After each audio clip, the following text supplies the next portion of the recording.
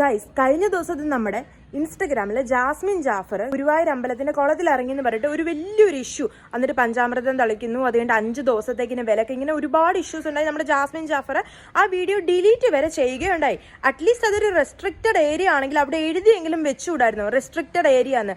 Jasmine Jafar പോയി video എടുക്കുന്നത് എന്ന് വെച്ചാൽ, ഒരു വീഡിയോ എന്ന് പറയുമ്പോൾ ഒരു 30 മിനിറ്റ് എങ്കിലും അവിടെ സ്പെൻഡ് ചെയ്ത് കാണും. 30 മിനിറ്റ് ആരും കണ്ടില്ലേ ജാസ്മിൻ ജാഫർ അവിടെ വീഡിയോ എടുക്കുന്നത്?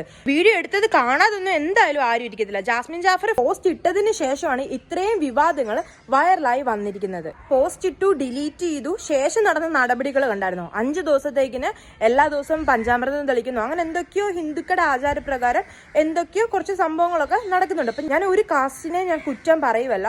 ഒരു കുട്ടി ഒരു തെറ്റ് ചെയ്തെങ്കിൽ ആ കുട്ടി പരസ്യമായിട്ട് ക്ഷമയും പറഞ്ഞു, പിഴ എന്തെങ്കിലും അടയ്ക്കണമെങ്കിൽ അതും അടയ്ക്കാമെന്ന് ആ കുട്ടി പറഞ്ഞു. എന്നിട്ടും ഒരുപാട് സൈബർ ബുള്ളിങ് ഒരു കുട്ടിക്കെതിരെ ഇപ്പോഴും വന്നുകൊണ്ടിരിക്കും. അത് ജാസ്മിൻ ജാഫർ ക്ഷേത്രകുളത്തിൽ പോയി കാലിട്ടതിനെതിരെ പോലീസ് കേസ് വരെ ഉണ്ടായി. ഈ പോലീസ് കേസിന്റെ ഒന്നും ഒരാവശ്യവും ഇല്ലായിരുന്നു. ആ കുട്ടി പബ്ലിക്കിന്റെ മുന്നിൽ വന്ന് മാപ്പ് വരെ പറഞ്ഞു. അത് അങ്ങോട്ടും ഇങ്ങോട്ടും കമ്മിറ്റിക്കാരും ജാസ്മിൻ ജാഫറും ഇപ്പൊ ഫൈൻ പോട്ടെ എന്തെങ്കിലും ഉണ്ടെങ്കിൽ പറഞ്ഞു തീർക്കായിരുന്നു. ഇവിടെ കാസ്റ്റിന്റെ പേര് ഒരു മുസ്ലിമായി, അതൊരു ഹിന്ദു കൊച്ചായിരുന്നെങ്കിൽ ഒരിക്കലും അത്രയും പ്രശ്നം വരില്ലായിരുന്നു.